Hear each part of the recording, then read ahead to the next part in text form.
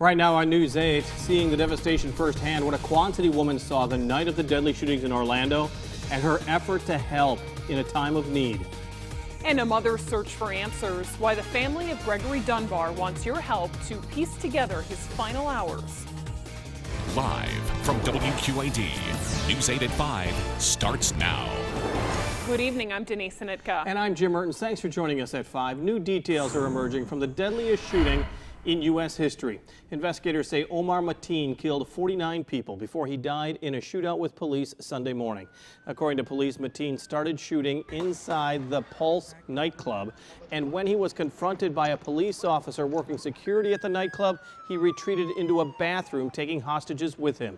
The standoff ended 3 hours later. Mateen was on the FBI's radar and interviewed 3 times for possible ties to terrorism groups.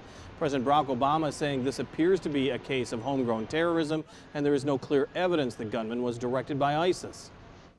It does appear that at the last minute he announced allegiance to ISIL, but there is no evidence so far that he was in fact directed by ISIL, and there also at this stage is no direct evidence that he was part of a larger plot.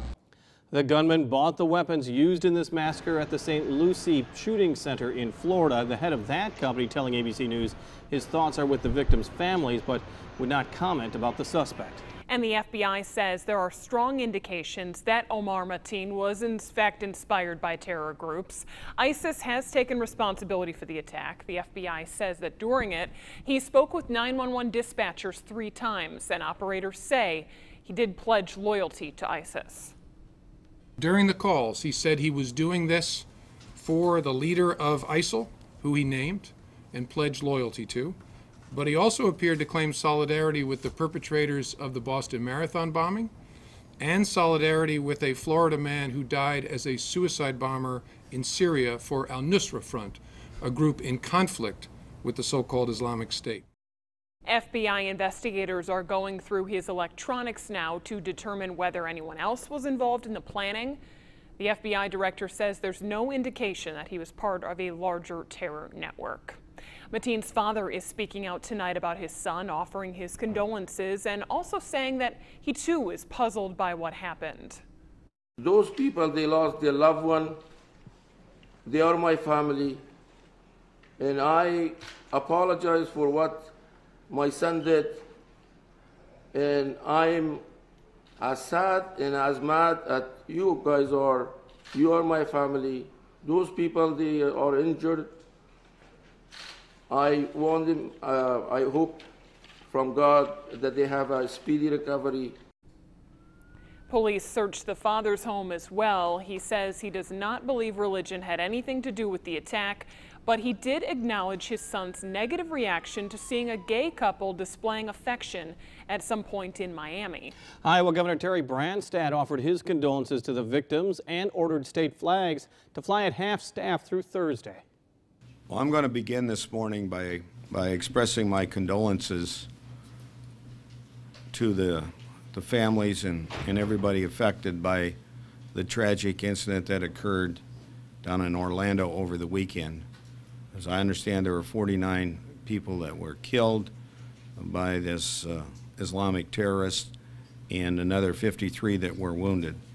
And we have directed that the flags here at the Capitol and state buildings be at half-staff through Thursday. The governor also criticized President Barack Obama for being in denial about the seriousness of the ISIS threat. Governor Branstad saying the country can't continue to be on the defensive. Facebook activated its safety check feature after the deadly shooting spree in Orlando. It's the first time the feature has been used in the United States. Safety check allows users to mark themselves as safe in an emergency situation. It automatically sends Facebook users in an affected area a note asking if they're safe.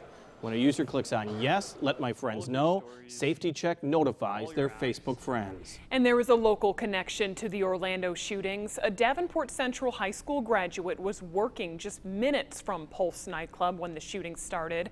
News 8's Johnny Gindrich spoke to her today about what the scene was like there in downtown Orlando.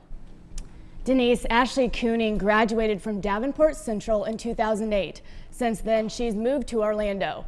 The night the shots were fired, Kuning was working at another nightclub less than 2 miles away. Ashley Kuning was just leaving work when she heard the news.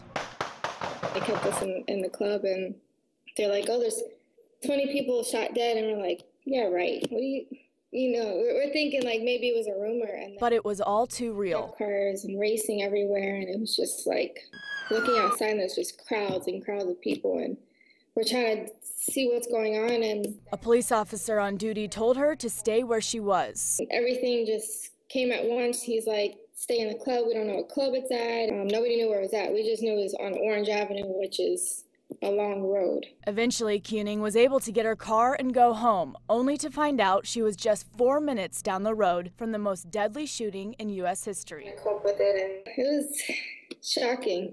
You think that stuff like this wouldn't happen in your area, and you see it everywhere else, but to be in that moment, it's like it doesn't hit you till a day after, literally a day after. Hours after the shooting, she helped get food and water for hundreds of people standing in 100-degree heat to give blood. You can see where the sheriff and all the trucks were at. It was right in front. That's where Pulse Nightclub was. She's still shaking from the shootings, calling everybody, make sure it's okay, but says she's doing her best to cope. I think more of my friends who lost somebody. I don't know anybody so far. A lot of my friends knew people. Kuning said she posted to her Facebook right away to let friends and family know she was okay. Denise? Thank you, Johnny. And Kuning tells us she will be attending a vigil tonight there in Orlando. Nightclubs in the LGBT community here in the Quad Cities are trying to find the best way to cope with the terror attack in Orlando. News 8's Lauren Simone is live outside Mary's nightclub in Davenport to tell us what changes in their security plans we can expect to see in light of the attack. Lauren? Well, the staff here at Mary's on 2nd Street say that they're not going to let Sunday's attack affect how they run their business. Since the building opened 16 years ago, they say they've never had a major problem. And after the terror attack in Orlando, the staff says customers need to feel safe and at home now more than ever. Owner Bill Boom isn't sure if more security in the club would be the best option in moving forward, but he says the gay community isn't the only one feeling targeted. Looking at other security measures, I'm not sure what that would be. Metal detectors and that, but like I said before, it isn't just gay people that are feeling hate. Around the world, it's very random.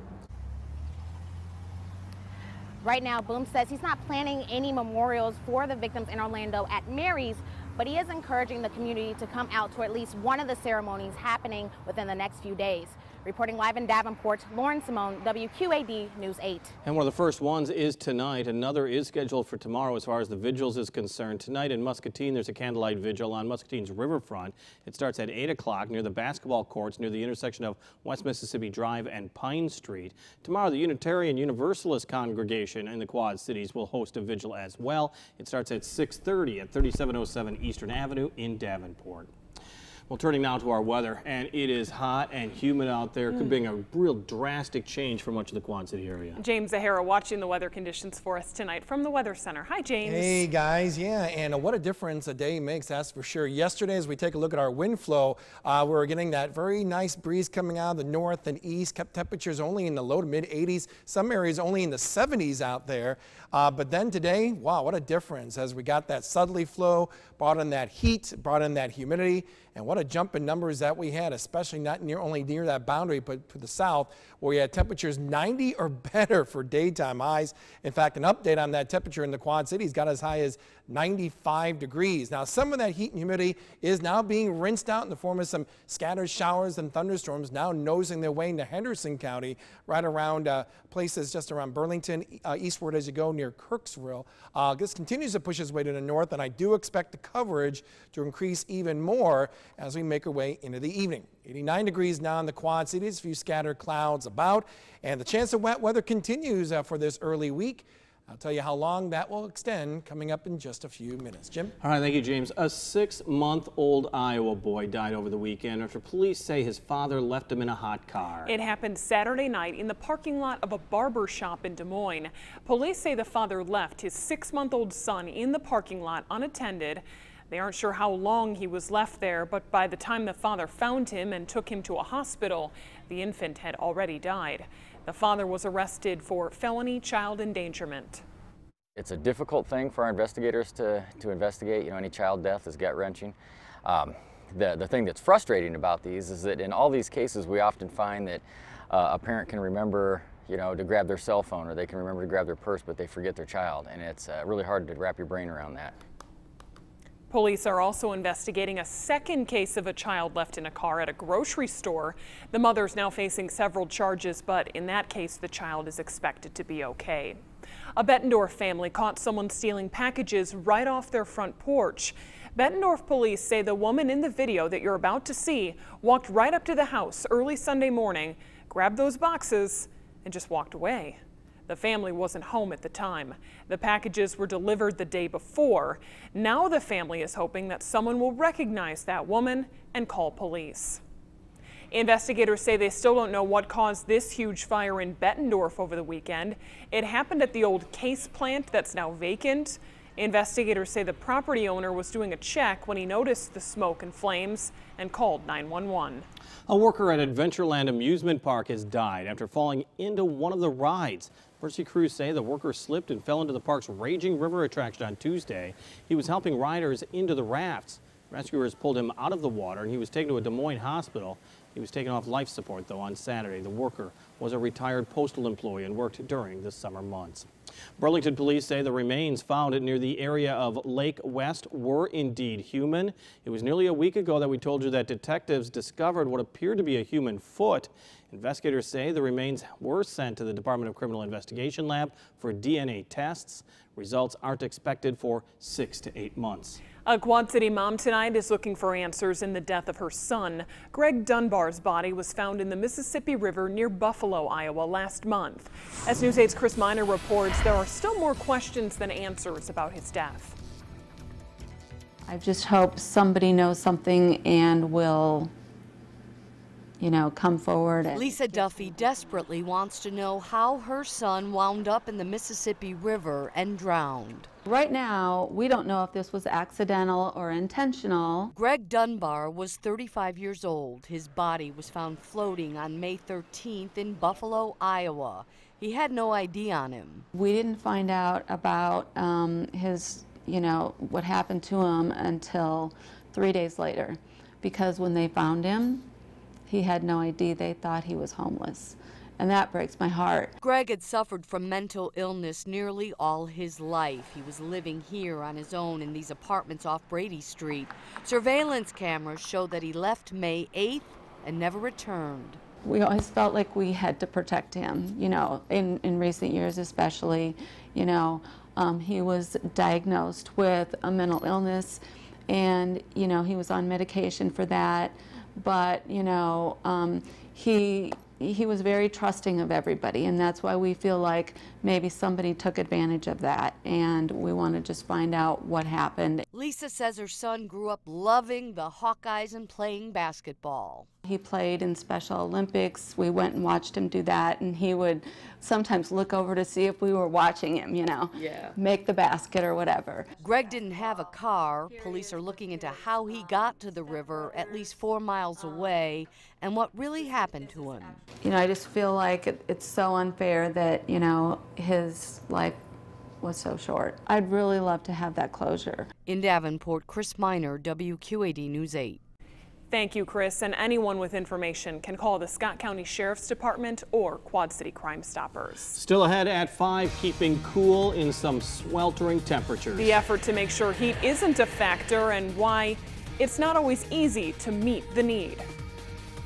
That is true. As far as the weather outside in the Quad Cities, with the help of our live Eagle Eye, all is quiet, but yeah, things are getting a little bumpy out there. Got some scattered showers and thunderstorms in our southern viewing area. I'll show you where they are, what that means for the next couple of days. Right after the break here on News 8 at 5. You are watching WQAD News 8 at 5 with Jim Mertens and Denise Hanitka.